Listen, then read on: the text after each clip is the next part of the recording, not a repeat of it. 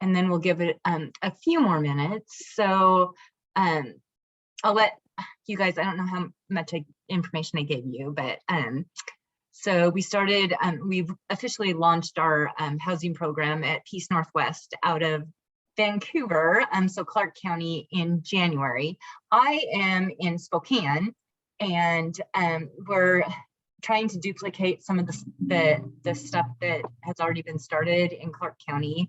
A housing committee has been meeting for a couple years in Clark County, and they have partnered with the Vancouver Housing Authority and are able to offer about 25, well, we got 25 vouchers that are specific to the DD population. We would love to replicate that in Spokane, but our idea is that we're not providing brick and mortar housing. We're not providing even the support in the housing, like the care, but we want to help people to coordinate all the pieces that it takes to move out into the community and not replicate anything that's out there, but kind of fill in the gaps and help people to think about, okay, what financial planning, how can I save for quality of life kind of things, and how do I maximize my benefits so that so this is a successful thing. And there's always going to be bumps in the road, but identifying who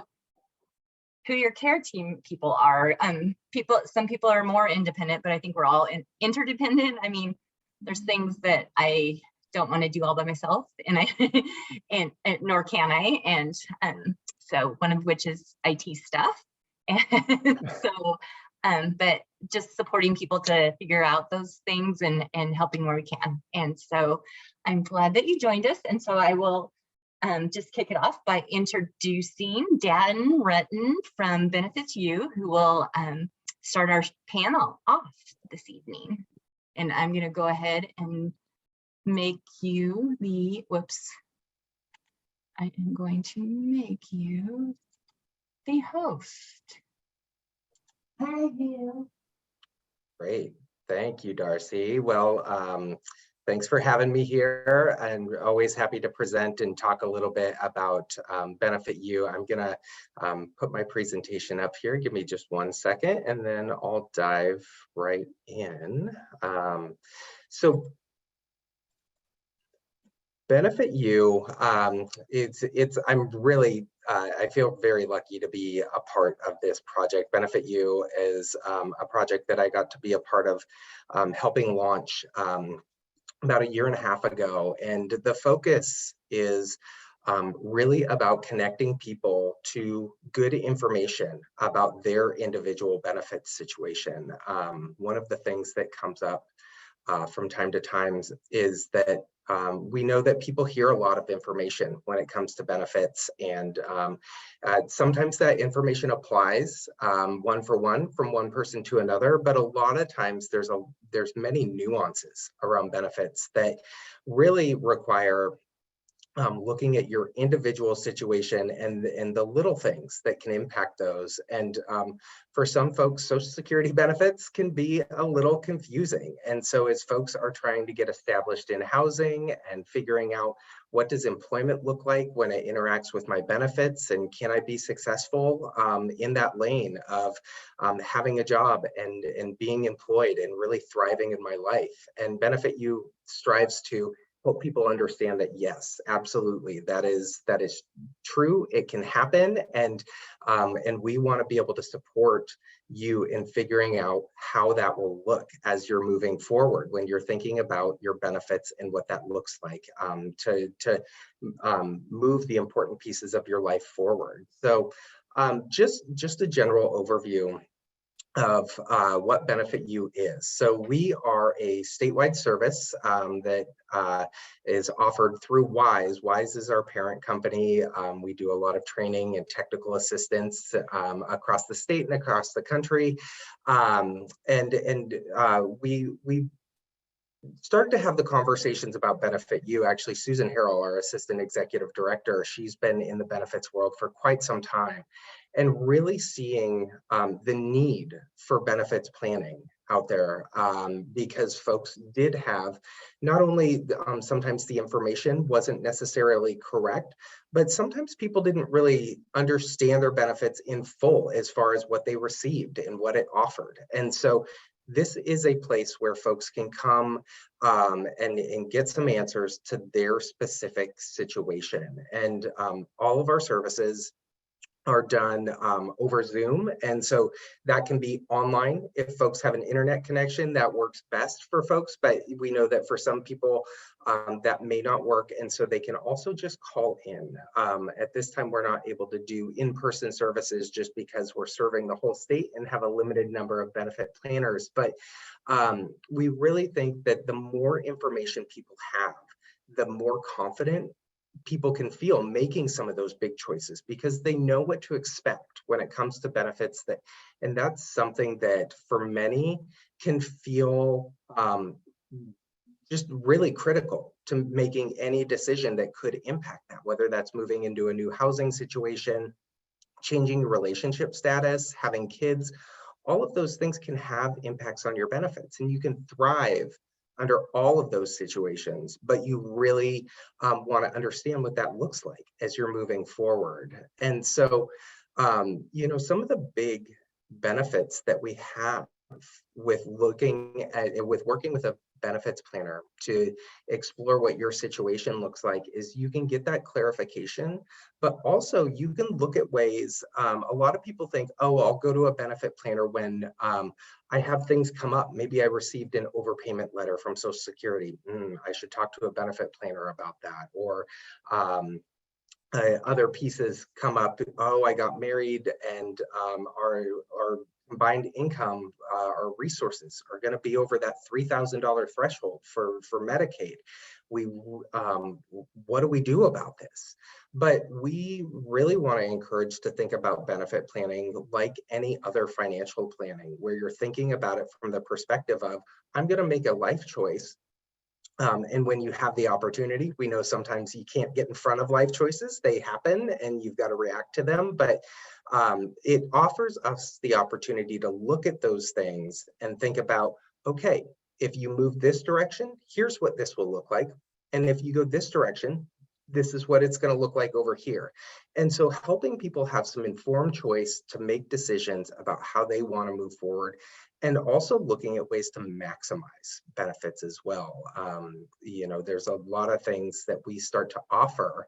Like I said, that some of it is helping working through those challenges that come up, but other people don't realize that if you're working and you're receiving Social Security benefits, you might be eligible for work incentives that would allow you to work even more and earn more, and not have that have an impact on your Social Security benefits, where maybe you're at risk of losing them, or in some cases even having them in a situation where you're able to tap into something. I'm thinking of students in transition program and the student earned income exclusion, where you can actually make quite a bit more and have that not impact your Social Security cash benefit until you earn over a certain amount per month for a period of time. So there's a lot of things that come up around benefits when people are moving through their life. And so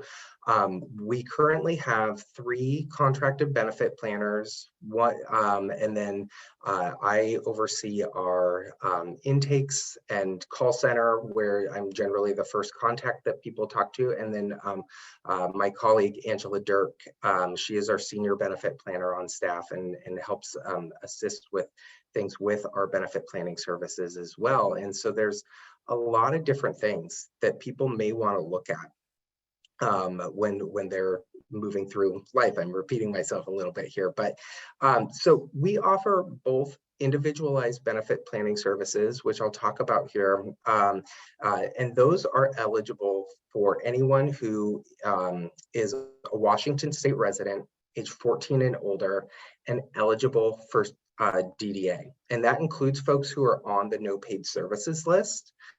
But we really try to have a no wrong door approach. When people come our way, if they come to us and they say, I'm actually not eligible for DDA, we say, hey, no problem. Let's try to figure out where that door is that you can get some support, whether that's someone with Medicare questions and getting them connected with Sheba, or possibly they've worked with the Division of Vocational Rehabilitation in the past and getting them connected over there. There's a few different avenues that people can go, and we don't want people to feel in the dark and that they're alone in this journey, because it can be a lot for some folks, and other folks, they just want a little bit of information to help them get on their way.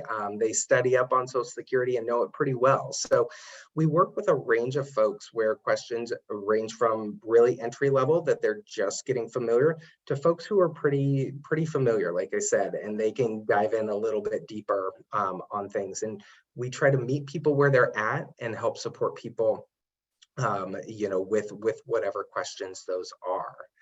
And one of the big components that we like is that our services, they don't require referral from DDA to be accessed. So as long as you meet eligibility criteria, I'll take you over to the website in just a second, but this is a visual. I know it's a little bit busy on the screen, but you can just go to our website, go to our service eligibility and intake schedule. And if you're a new customer that hasn't worked with Benefit You before, you would just select the new customer link and request an intake. So you can pick the day and time that works for you straight from the website after you've clicked in, and we'll confirm that, send a couple of intake documents that usually take between 10 to 15 minutes if you've got basic information on what benefits you're on, if you've got a DDA waiver, if you're currently employed, having things like your start date and your your current hourly wage. Those things are all helpful to just get through that process a little easier. But if you don't have it on hand, that's okay. We know that not everybody has that, and we can talk through some of that at the intake and try to figure out some of those pieces as well. So it's really nice. And I'm going to navigate over to the website as well in just a moment and show you not only where to sign up for those, but some of the resources we have too on the site. Because one thing that we are also aiming for is kind of that teach a person to fish idea, that if you know where to go to find some answers when you need them, it feels a lot less daunting when you're navigating these, because you can say, okay, I know that there's some content over here that's going to help me find at least some of my answers. And if I can't quite find it, maybe then I'll talk to a benefit planner. But people have really liked the fact that they can just get connected to services. Sometimes there will be services available where people can request benefit planning, but you've got to go through a process. And we know with some of the challenges that come up around things like overpayments, there's sometimes timelines that you've got to meet. And if you're not sure how to navigate those pieces, it makes it really tough if you've got to wait 60, 90 days, if there's a 60-day limit on getting something in to Social Security. So we really pride ourselves on at least getting people in the door and getting a feel for their situation, and offering a couple of tools and resources to get people started, right out the gate, if at all possible. But as I mentioned, over on our website, we've got a bunch of different tools and resources, and those range from handouts to videos, and those some of which are things that we've created. Other ones we just find really reliable resources that other folks have put out, and we like to share their information as well, or links to their information. But I want to show you an example of some of that content that I was talking about. So our website is just benefitu.org.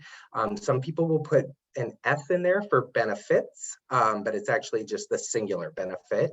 And up here at information for individuals and families, if you click on that, it'll take you to this menu. You can also select, go straight into any of those from the selections in the drop down. But the places that I really like to show people, and people tend to gravitate towards the most, are the cash benefits, medical benefits, and saving strategies.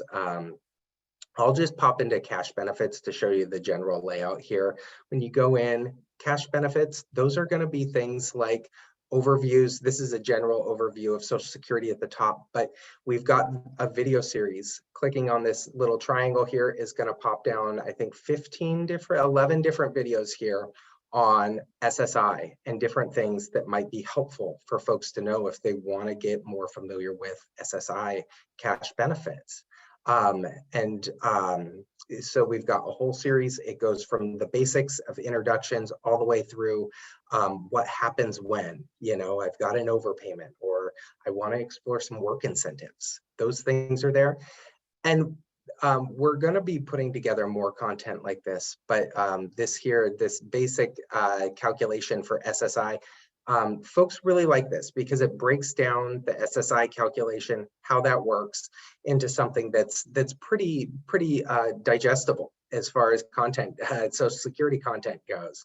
So it's a 9-minute long video, but it's all in this style, pretty fun.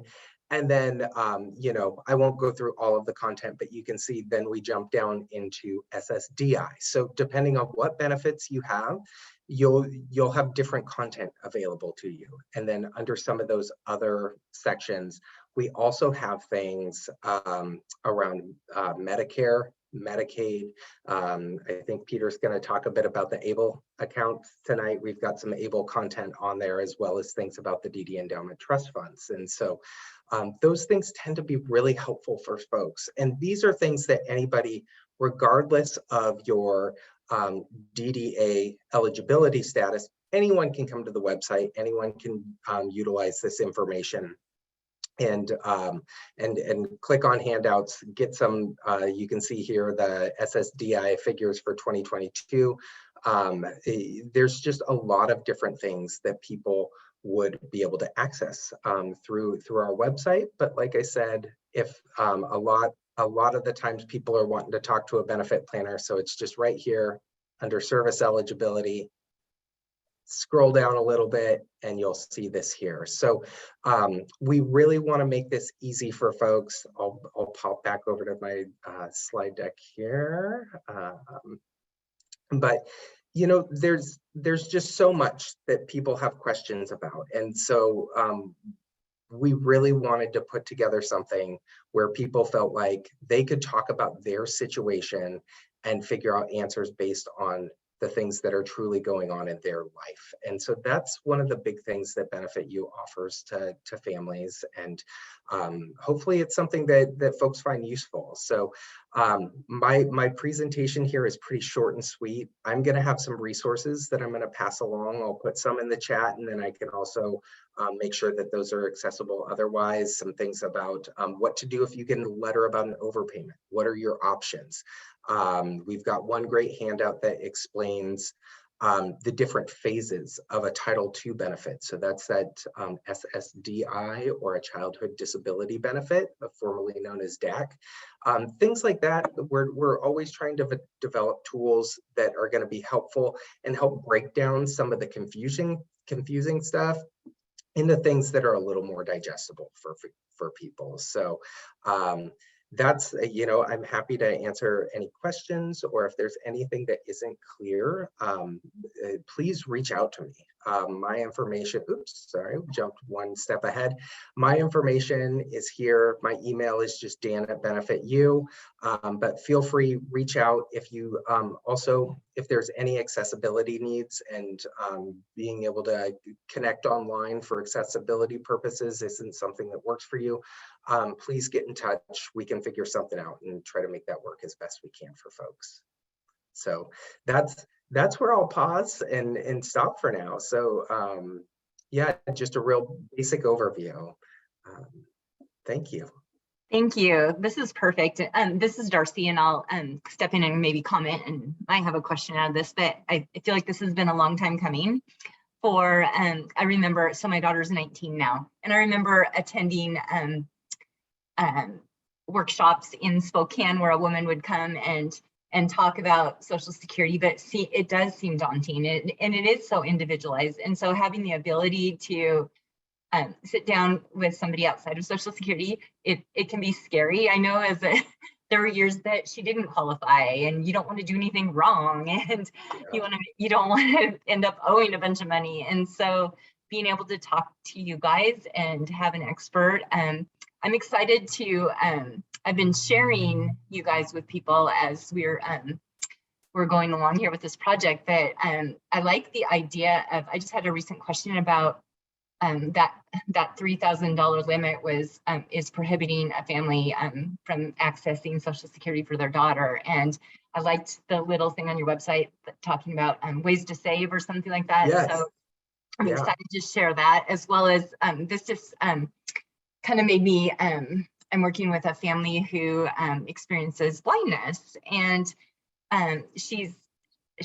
they stopped her payments. So I'm thinking that I just have all these people I'm going to newly refer to you guys.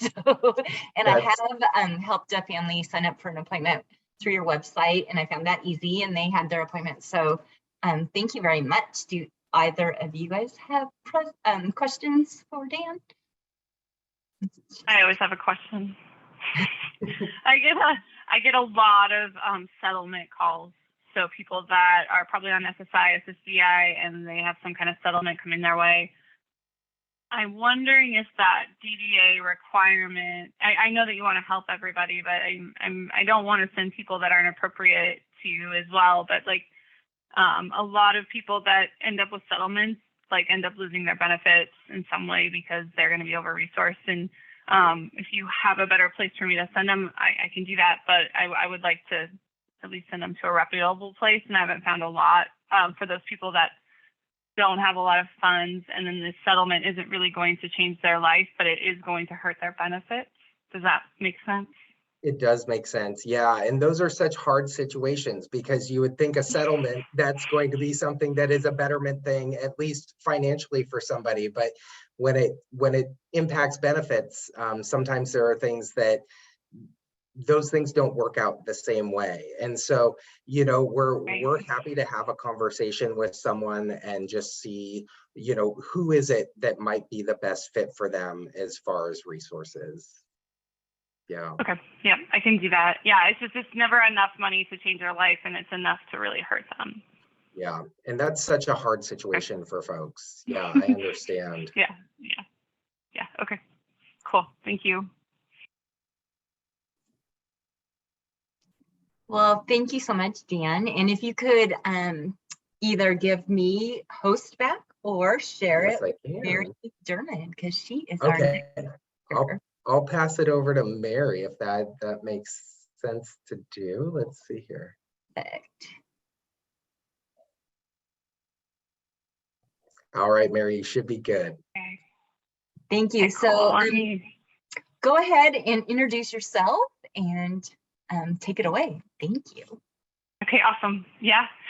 So my name is Mary McDermott. I am a financial planner, and I happen to have a daughter with a rare disease. So my part in this is kind of probably the high-level overview. These two guys are experts in their areas. Mine's kind of this is all the things that we need to think about. And I'm going to kind of screen through my slides really quickly, just because I know there's not as much interaction as a normal, but I want you guys to see all the things that we do on the financial planning world. And for Peter and Dan too, I welcome all the questions. Once we're done, I always want to make sure I'm covering all the areas. Like I said, I'm not an expert in any of the areas. I'm kind of let's say a general practitioner of all the areas. So I'm going to share this screen. Can you guys see that?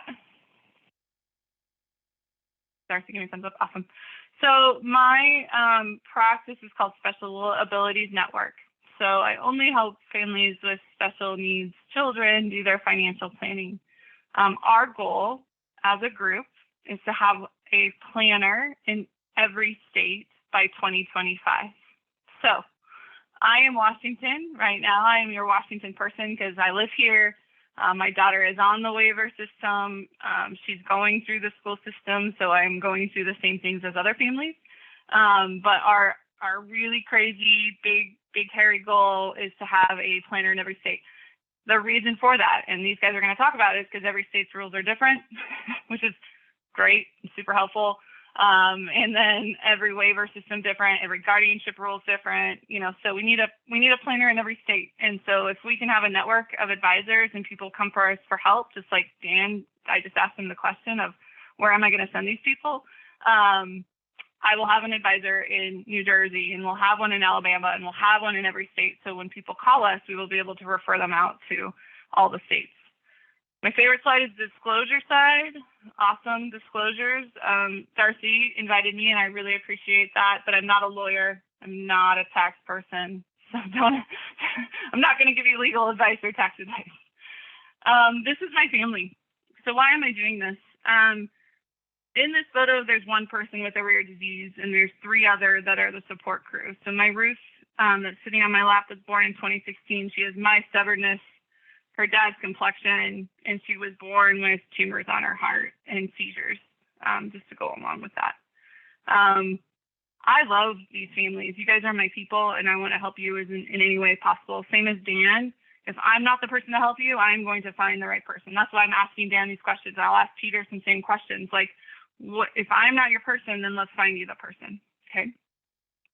My first job is to be a caregiver, a parent, a wife, a mom, and my second job is to be a financial planner that helps families like mine.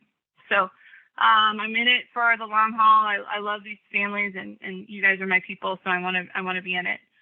I always either have a picture of just me or my whole family, because it takes our whole family to make sure that I can do this work. And Charlie is a big part of that. That's Ruth's sister. I always really kind of emphasize the siblings. I think it's really important to think about them. And I'm thinking about Charlie all the time, and how Ruth's story impacts her, and how our family dynamic works. And all those things are really important to me. So you will find I am not like a typical financial planner, because I talk like this. And I talk about what is the sibling dynamic, and how are we going to make sure this happens when we're not around? And I mean, those are the questions that we're going to ask. So, all right, this is one of my favorite slides. I have a feeling Peter and Dan will also love this. I am an over planner just in general, but I like to find out where you are in whatever stage in life, and then what is the next stage, and how are we going to plan for it? And what is the stage after that, and how are we going to plan for it? So I really agree with what Dan said was, don't come to me when it's emergent. Let's start this process as early as possible, so we can have stuff when stuff becomes emergent, and then it doesn't feel like it's emergent, right? So I'm in the same camp as Dan, is like, get in touch with people that can help you as soon as possible, right? If you're having trouble with DDA, go with Dan or go to Peter, find a parent-to-parents group, right? Like, just find the next resource that's going to help you along your path, and whatever that means. So I'm in stage 2 now. Ruth is 6. So I was usually, and Darcy knows this, I was the voice of the birth to 3 kids for a really long time, because I have a flexible job. I'm a huge advocate, and I wanted to make sure the kids in the birth to 3 groups were represented. Not a lot of families in birth to 3 are thinking about any of this stuff, okay? They are surviving through the day, and I totally get that. But I would challenge you to at least start thinking about this at least at age 10. And like Dan said, 14 is a must. We have to start thinking about this stuff at 14 before the transition at 18 comes, transition out of school, which Darcy's experiencing now. What does transition into the community look like? We got to start thinking as early as possible, okay? Family vision. Okay, this makes me kind of, like I said, I'm a different financial planner. I'm going to make you think of things that are hard and that you don't want to think of. This family vision is December 31st, 2034 for my family. That is when Ruth's 18. So these are the things that are important to me. And I have one of these every year. Sorry, I got to get a drink. I do one of these every year. The reason for that is for us as a family to know what our vision is. Also, something happens to me or my husband, someone can pick up our family vision and be like, these were their goals for the year. Awesome. Very cool. We can pick up on wherever those goals are with those kids. So to give you context, one of our goals this year was for Ruth to start potty training. It wasn't a goal to complete potty training, it was to start the process, right? So I'm a big goal person of, it's an easy thing to start something, I don't need to complete it. We started it in March and we had one accident this morning, but up until then, we had a really good 2 weeks. So we're really close to being complete. And that's a huge deal for us, right? We've been in diapers for 8 years. That's a really long time. So I think this is one of the things that I think is really important for families and they don't actually do. I'm going to screen kind of through the technical part because guardianship is a beast. It's personal. You really got to think about what you want. There are tons of options. The only thing I would say, it's really based off capacity of your loved one and how you want to move forward, okay? The only disclosure I give is every county is different. So for Spokane, you can look up Spokane law. If you're in King County, Snohomish, whatever, you have to look up your specific county rules, okay? What are the financial resources? Dan is going to help us with all those first ones. Those basic government benefits. I love that Dan's going to do that. I don't want to do that. I don't want to do that, Dan. I want you to do that. I think we all as families supplement in some way if we can, right? If we have the means to supplement, we're going to do it. My only lecture part of all of this is gifts and inheritance. So the lecture part is if your parents for some reason are going to skip you and give money to your kids, we need to address that to not be over-resourced. So the goal of all this planning and what Dan's going to talk about, Peter's going to talk about is we want to make sure your kids have a great life, but they are still maximizing their benefits, okay? And the ways we can do that is we're going to make sure they're in the right vehicles, and that's what Peter's going to talk about, to make sure that they're protected so that they can be benefit eligible and have a great life. Gifts and inheritance I've seen really mess that up, just kind of like a settlement, like a legal settlement would as well. So just have a family conversation if you're going to get skipped with inheritance and things are going to go to your kids. Real estate becomes a little tricky, but it's doable. But if there's a stream of income, same kind of thing. We just don't want to over-resource our kids. And then life insurance. Make sure your loved ones are not named out directly, beneficiary-wise, okay? The one that gets skipped the most is your work life insurance option, right? You sign up for the free work life insurance, something tragically happens, if your spouse isn't around, your kids get it, and things go badly if you name out your kids directly. So just don't name out minors would be great for any kind of beneficiary vehicle, and if they're over 18 and not capable or can't inherit those funds, then don't name them out either, okay? Funding sources, this is the same type of thing and what can be paid for by each, okay? Creating your team. So I love what Dan mentioned. Dan just talked about this, create your team. So my mother-in-law is part of my team. Some of my family members are. I have my own financial professional. I really am an outsourcer, so I even outsourced my own financial plan after Ruth was with us. So I have a team of attorneys, I think, that help me whenever I have questions. Guardians and trustees, this becomes very difficult when the pool of people becomes small, right? When we start running out of people to add to our team, can we add some professionals in there with family members to make sure decisions are going to be made in the way we want when we're not around?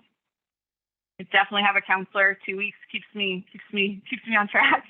And health professionals. I see Ruth's medical team as part of our team. They see me as part of their team, and that's why they're part of our medical professional team, because we see each other as peers. So I think it's important to create your team, okay? This is mine. So this is my team. Right now, to give you context of how this plays out in the end, Sharon, right here on the left, holding Charlie, is our caregiver. So if something happens to me and Jay, she's going to care for the girls. Guess what? She's 70, and she can't be that for very much longer, okay? So our substitute person is Melissa, right here in the middle, next to Jay's sister and next to me. She's a nurse. She lives in Bellingham, which has its own kind of dynamics. but she's willing to take on our kids and we'll make it work, right? So she's willing to make that work. Molly, next to Melissa, is our financial person. She's going to take care of only the money, right? She's not taking care of the kids, but she is handling all the money things. So she knows exactly what Dan's talking about over-resourcing and what can we pay for out of each bucket and how does that all work and where are the funds coming from that we're funding all this stuff with if me and Jay aren't around. So we split up the work because that makes it easier to find people that want to help you. So I really encourage my families to see if they can split up that work. I also make families write down everything they do for their kids, which is a little painful. But if you also write down everything you do, then same kind of thing, let's split up the work and figure out who's willing to take on different responsibilities, okay? Family meeting, so great. I told everybody what their job was. Now I actually have to meet with them and explain what it is and make sure they're on board with it, okay? So anything that's legal, anything that's they're going to be a trustee of, a guardian, they're going to advocate for Ruth. What do those roles look like? And I did this in the drafting of our legal documents. So during the draft process of our legal documents, I went to my family and said, these are the things that we want you to take on. Are you up for it? This is what it entails. And they either gave us a thumbs up or a thumbs down, okay? Then we would go to our second person and our third person. We just wanted to make sure everyone that we assigned a task they were up for, okay? People skip this. This is a hard thing to do. Family meetings are hard when you're talking about our kids and how much work and what it looks like. So please don't skip this. I do my best to be accountable with my clients, but this is a big one that people skip because it's very hard. Legal structures, this is what it provides. So like I said, I'm not a lawyer, but I do encourage people to have the legal structures in place to protect them for anything that's going to come down the line. I did my estate planning, to be completely honest, because I had people in my life that I actually needed to make sure they weren't kind of involved in our life if we weren't around. So I think qualifying people to take care of things and also disqualifying people are two sides of the coin that not everyone thinks about. All right, so you have a will, whether you know it or not. You either let the state decide or you actually do the planning ahead of time, okay? I always like to talk about what the default is if you don't have a will. Default is heirs, parents, siblings, okay? If your heirs, like my Ruth has, is going to be benefit eligible because she's on a DDA waiver right now, so the chance of her having SSI are really high. She inherits all the things that we have set in place. She will be disqualified. That won't work for her. So that's why this planning is so important for families like ours. What does a comprehensive plan entail? It includes all those things. And I say normal financial planning we're going to cover. The intangible stuff that I cover that people might not, we're going to do a letter of intent. We're going to really talk about, I'm going to send people to Dan to do government benefits now. And then we're going to make sure your guardian's trustees are set up, and I'm going to make you have a family meeting. That's what is different, okay? Wills, this is exactly what a will can do. Same thing, like I said, not many people think that you can exclude people from things, but I needed to exclude some people from some things for my own personal plan. I'm going to kind of blow by trust and able accounts. Peter's going to talk about that. So I always tell people the way I do my planning is I don't think there's good things to do and bad things to do, okay? I think there's definite structures out there, and you need to decide which structure is the best for you and just know all of their characteristics, right? Like Peter's going to go over the different, like the trust that, the DDA trust that Washington State has. It's awesome. You just need to know the characteristics, be on board with it, and sign up for it if that's what you want. Right? So I always tell people there's not good and bad things about things. It's the characteristics and are you on board and does that sound good to you? Overview of ABLE, but that's what Peter's going to cover.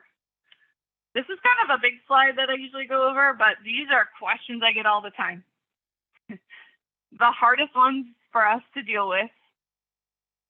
Will I be able to retire?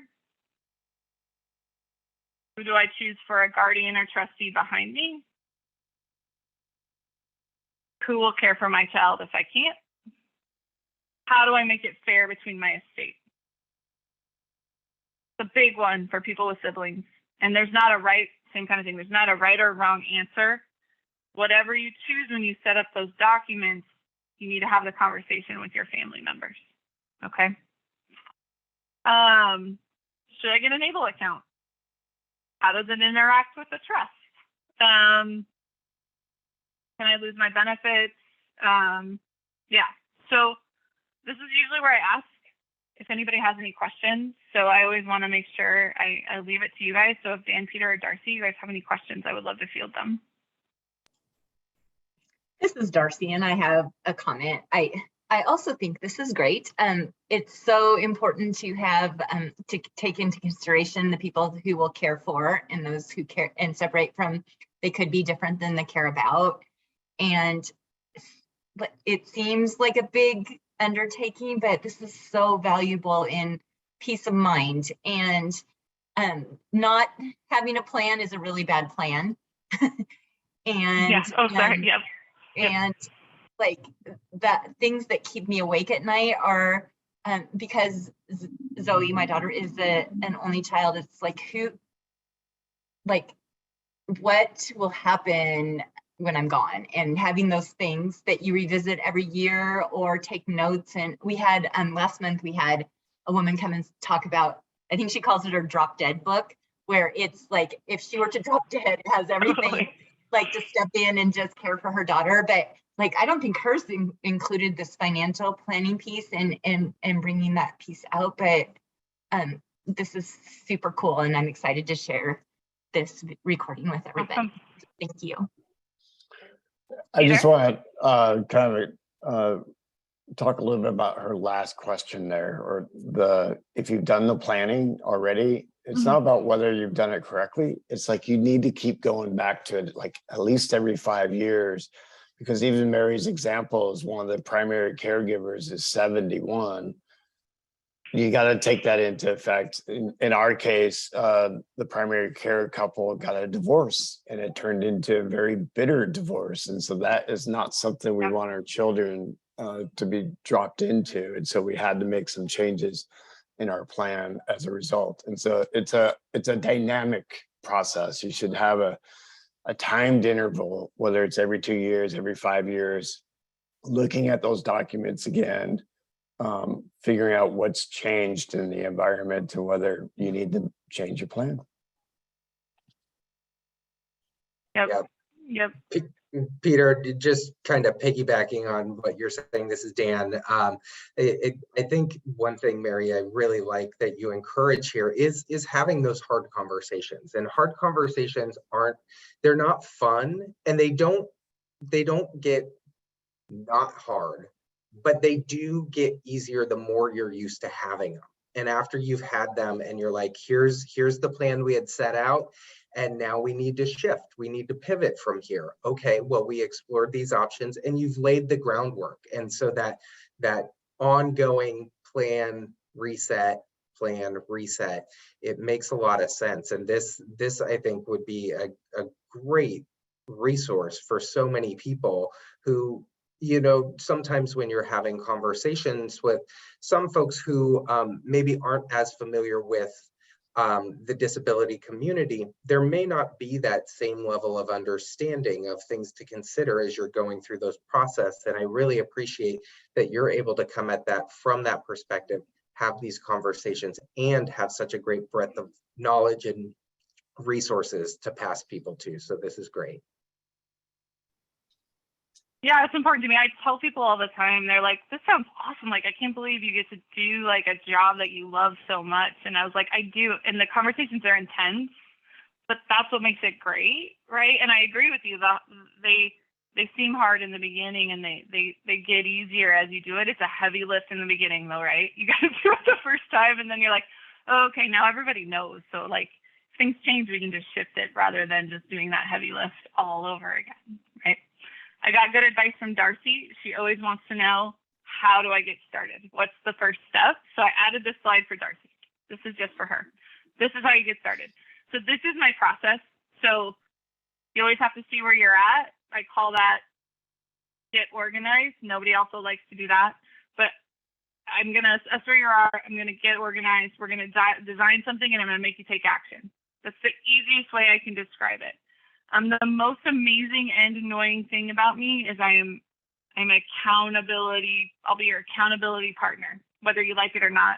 So once you tell me, Mary, yeah, we want to do this, I'm going to hold you to it, and we're going to get it done, because a plan on paper doesn't mean anything if we don't put it into action, right? I'm all about planning, but not if we don't actually make it happen, okay?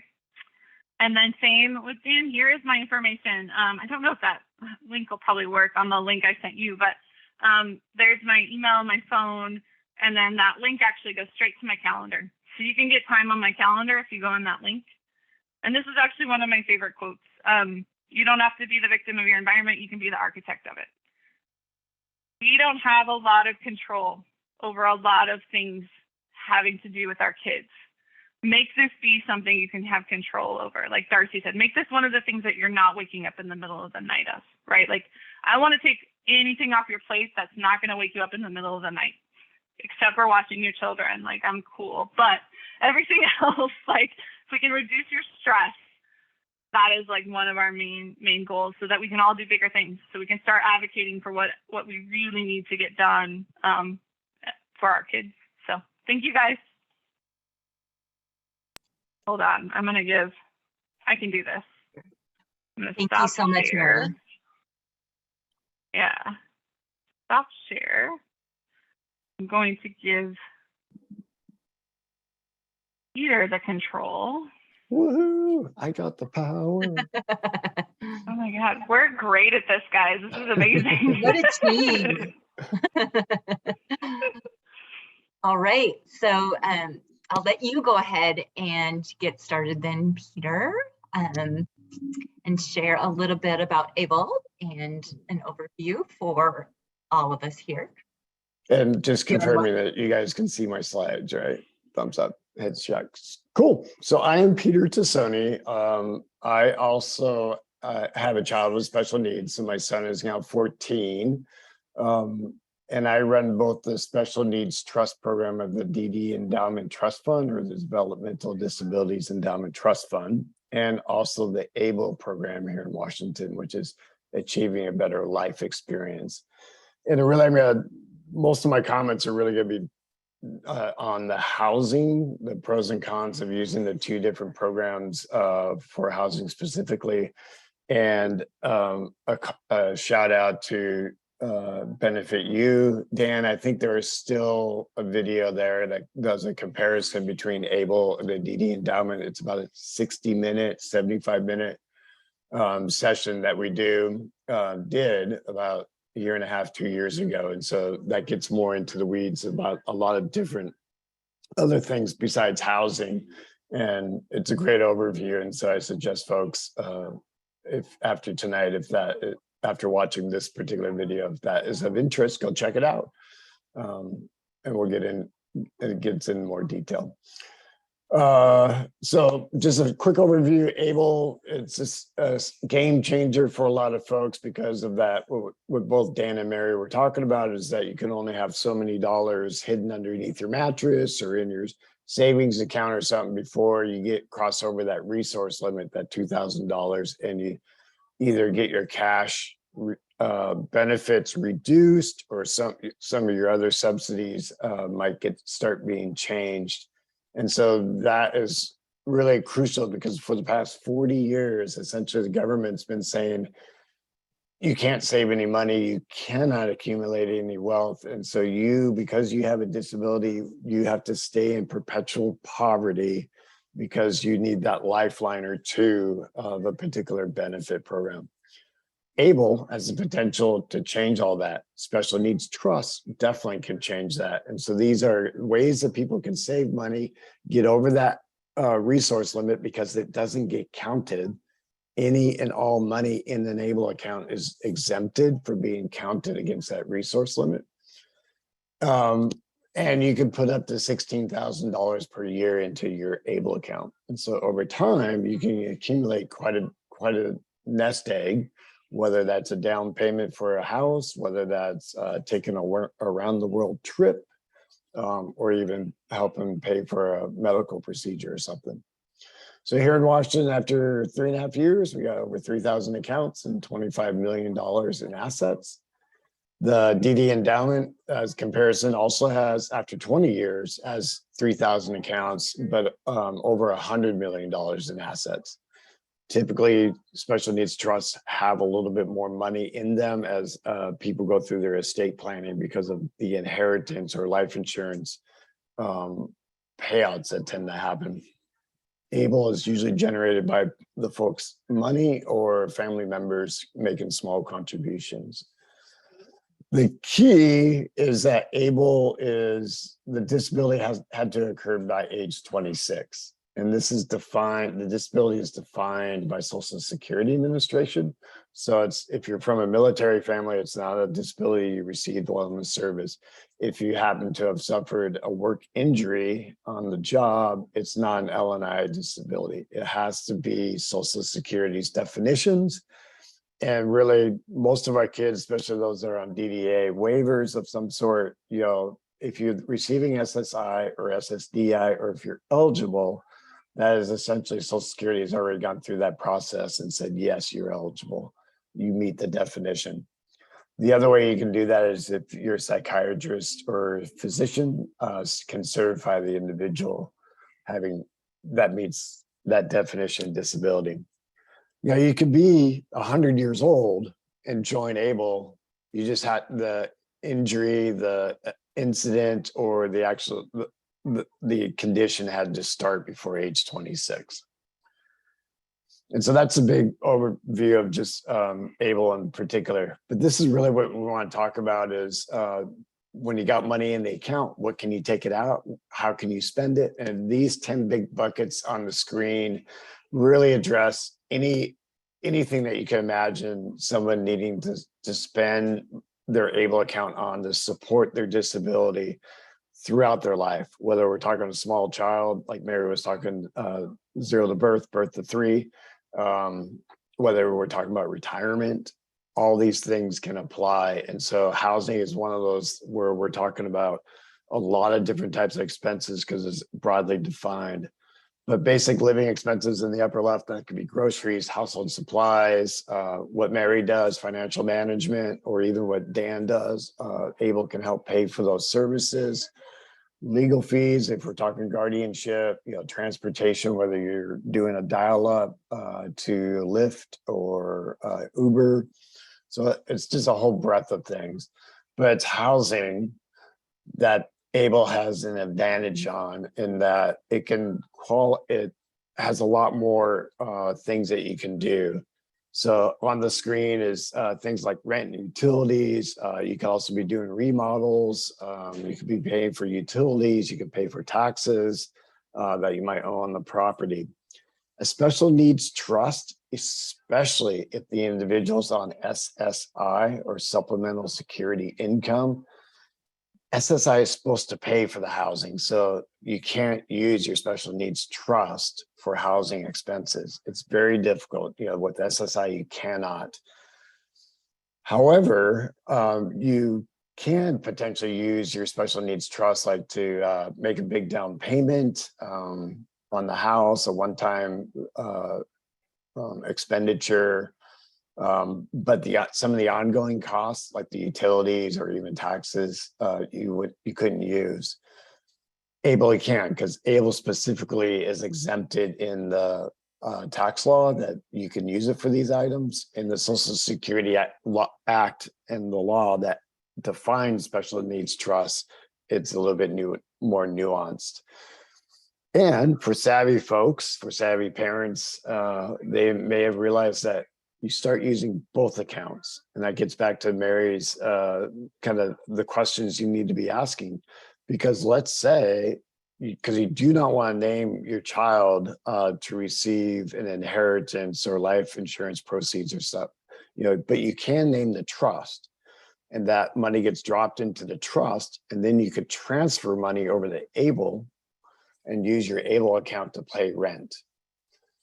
feels like you're gaming the system, and maybe we are a little bit, but it's totally legit. And I know we've got a couple of families already doing that.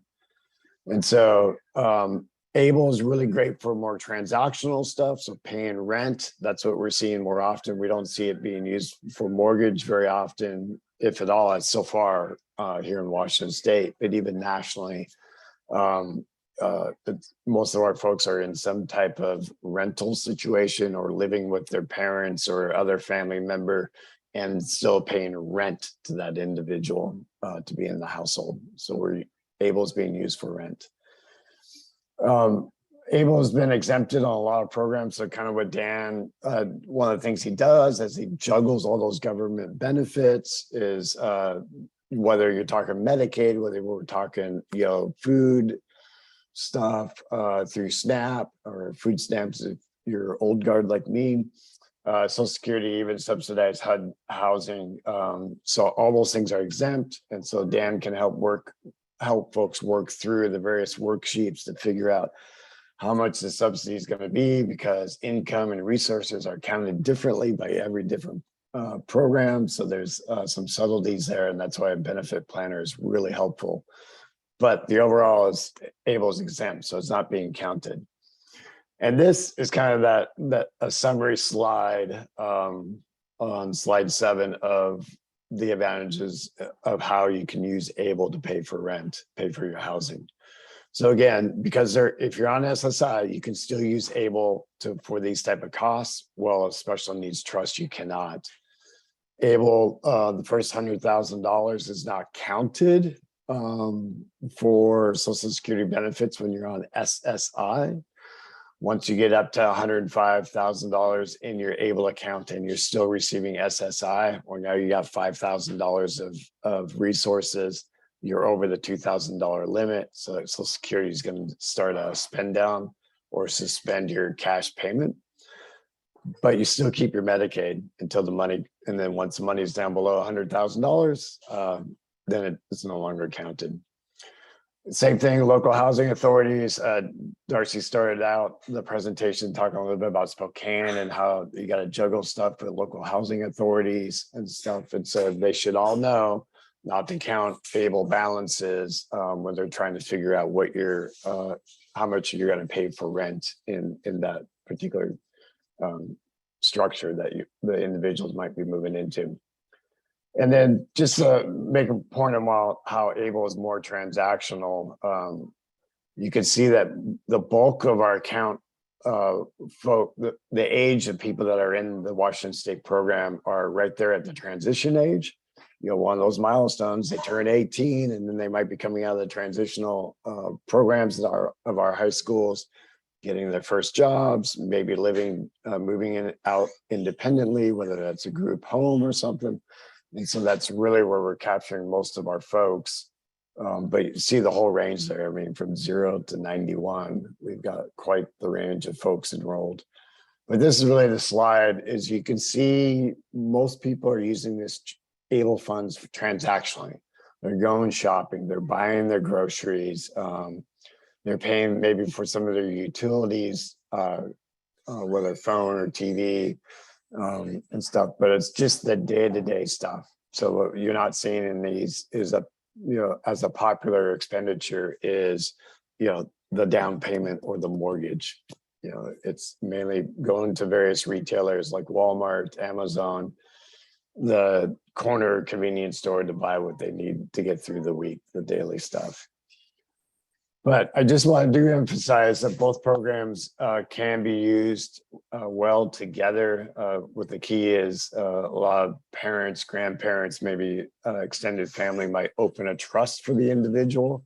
So the individual, the beneficiary, like my son, could have multiple trust accounts with funding coming from multiple different places. But my son can only have one Able account.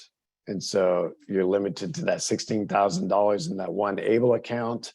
And so even though anybody and everybody can make contributions into the Able account, if grandma's doing something, mom and dad are doing something, and then you have an unexpected lump sum like an inheritance coming in, you can quickly get to that $16,000 limit.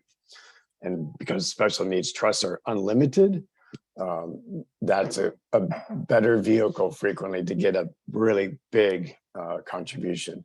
If you're going to have lots of little small ones, then ABLE is a good vehicle because it costs less and it's easier to set up than a special needs trust.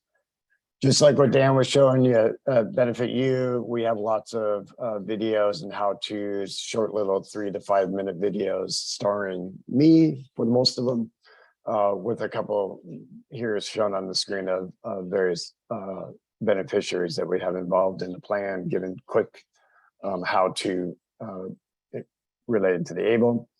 We are on social media. We are out in communities talking about ABLE along with this type of avenue. So if you have questions, you have thoughts or whatever, there are on the screen the various ways to get a hold of me. But getting a hold of me is very transitory because I am actually leaving this position at the end of the month. And that's why the call center here is going to be the short term, Mary, give me the short term solution to have folks call them or go to the website. Because after August 1st, I will have moved on and stuff. So that is the advantage of ABLE. For housing in particular, it's more transactional. It's easier for using to pay rent. I do need to qualify though, there's one nuance is that you need to take the money out when you're paying rent, you need to take it out in the same month that you're paying the rent. So don't take the money out on the 29th to go pay the landlord on the 2nd, because that means the money crossed over the end of the month and that $600 for rent can be counted as a resource. So it's important that you take the money out on the 2nd. And if you have to renegotiate with the landlord, say, I need to pay you on the 5th, then do that so that the money coming out and the money being paid for rent is all happening in the same month. They'll all happen on the 2nd and the 5th. And so that way you'll be good to go and you won't be counted as a resource by the local housing authority. But that's my presentation in a nutshell related to housing. And I see Mary's already come off mute. Do you have a question?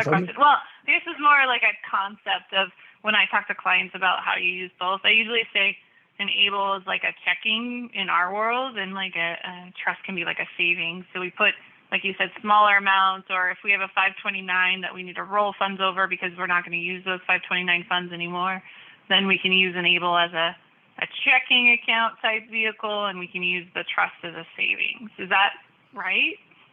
That is correct.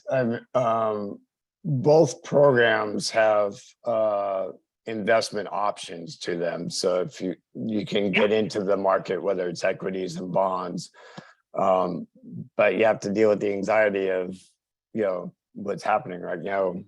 We had some ups and we're having some downs, and others are very conservatively designed. And so you can get just a small interest like a checking account does for others. Right. I just kind of meant in functionality, like how they function probably best.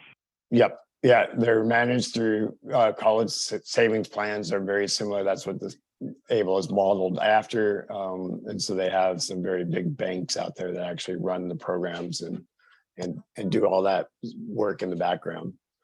I never touch anybody's money. It always funnels through the system. I don't have access to folks' contributions or distributions. I'm going to make total lies up about you because you're a short timer. So I'm going to tell everybody that you manage all their funds. Yep, and you'll find me later in an orange jumpsuit, on some famous TV show. I'm wondering about keeping receipts for ABLE, or is there some recommendation? I think at first it seemed like there wasn't much guidance as far as expenditures that were eligible to use the funding on. Yep. So those buckets are very broadly defined, but there are definitely some no's. You don't want to go use your ABLE funds and go gambling with it. You can go to the casino you could pay for your meal, you could pay for your lodging, you could pay for, the show, whether it's a band or a comedian or whatever. With your ABLE funds, you just can't take that cash and put it on the roulette table. So don't gamble with it. So don't do those type of moral suspect items. Don't buy illegal drugs, etc. Don't do illegal stuff. But keeping receipts is a good idea, because the only entities really that can audit someone's ABLE account is the IRS. And so they do have the potential to go back 3 years. And so keeping your receipts, even though, or making a note. So online, it's just like online banking. You have your transactional history, you have your monthly statements, you have your quarterly statements. And some institutions, you can kind of note what that was for. You might have to have a spreadsheet that you're doing that with, or maybe just write it on the back of the receipt, what it was for. Because if you go to Walmart frequently, but only occasionally, it's actually for the pharmacy, and that's the copay for your prescription drugs, or you want to pick something up, you could pretty easily scribble what that was on, even if it's groceries or something. And then like those local housing authorities, or even DSHS or DDA, also DDA, during their annual financial review, may ask to see how you're spending your ABLE dollars. I haven't had it happen yet for my son. He's now on a DDA waiver, so he's no longer on the no paid caseload, but those are potentials. I think the IRS, it's probably unlikely in the near future that we'll get somebody actually audited. I think there are other bigger fish out there that they should be reviewing their tax forms on than our folks, because for the most part, our folks are still underneath the poverty level. And so, but yeah, keeping good receipts is important. And if it's in a shoebox, then try to keep them organized some way. Keep it separate from the money that you have in your mattress. Exactly. And I have a question. If go they ahead. use on that, if they use that prepaid card, is there a recording of it in the background? But like you're saying, it's just Walmart, then it doesn't actually do the itemized. Is that kind of what you're saying? Right. And so Okay. if they're using the prepaid card, TrueLink actually provides on it that you can go in and make notes on it. So, and then that gets retained online. So if you had to go back, 2 years from now, because you have to do something or provide some documentation, then that's still there, versus in the shoebox, you have to sort through that itemized receipt to get it. So, yeah, I usually push people to that prepaid card for that reason. So there's some, okay, cool. Yeah, and another advantage of the prepaid card is that equity argument that Darcy talked about earlier. So my son can have a what looks like a credit card like all his peers do, and I can send him down to the movie theater and he can go buy his movie, his popcorn, just like everybody else. And we call it a prepaid card, but it's essentially like a gift card. And so it's not a true debit card, and because we recognize that our kids, our beneficiaries, are a little bit more vulnerable to peer pressure and even fraud or theft. And so in the event, in the circumstance where they actually lost their card and you don't call the toll-free number fast enough to report it as lost or stolen, the most that they could potentially lose off the card is whatever amount that you have on there. They can't get to the actual ABLE account and tank the whole account like you can on a checking account. So that was a little security that we put in there. We also, ABLE plan offers 2 cards. So you could have, like, the guardian could have 1 card. So I could have 1 card, my son could have 1 card. So I put $20 on his card so you can go watch the movie. But I've got the other card that has $800 on it, because that's what I'm using to buy groceries, pay his rent, or pay his doctor's co-pays. And so it's that idea about cognitive ability and the authority of how to spend the money. My son, because of his disability, doesn't understand money, probably never will. And so he can't be trusted necessarily with $20 in cash in his pocket. So. Good questions, Mary. Others? Are you finding that occasionally I hear like when people talk to Social Security and talk about having like special needs trust, or I haven't heard it about ABLE, but that Social Security has an understanding of that it's protected funding, because occasionally people are like, oh, it's, Yep. So you the have to DD, explain what a special needs trust is. so the DD endowment in particular is actually in the local region's POMs, and the POMs are the program operating manual that the Social Security workers use. And so about every 5 years, Social Security reviews our program and our trust documents, and to ensure that they are, they meet all the checklists, all the things. So it's a protected asset. And because of our size, our familiarity, and our interactions with Social Security, then yes, most of the caseworkers are pretty familiar with it. And as soon as they see it identified, they just know, oh, move on. I don't need to count that one. If you're setting up a private special needs trust, then you have to go through that process. You have to give Social Security all your documents. They have to their attorneys have to review it to ensure it's properly drafted and stuff. But that's, we're one of the most popular ones in the state, so good reputation. Right.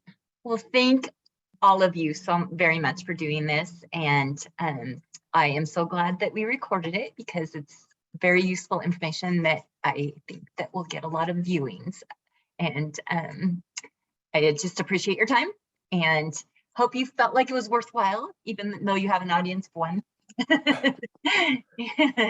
And enjoy the rest of your evening. Thank you. Thanks for having us, Darcy. This was great. And, in the future, I'm happy to come and do these for families, and just kind of, we want people to have good information, and we want to have people feel supported. So let us know how we can help out with that. Perfect. All right. Good night, everybody. And Angela, sorry, Darcy, I want to pass hosting off to you so that how do I do that though? I think you go to the more, like if you look at, do you have participants opened? If you open, like go to the bottom and click on participants, it will show all of us on the right side of your screen. And then if you highlight my name, it will allow you to see more. Okay, you're way ahead of me. All right. I just want to make sure that when the recording gets to you versus yeah, so you can stop recording. I was like, yes, I will do that. All right.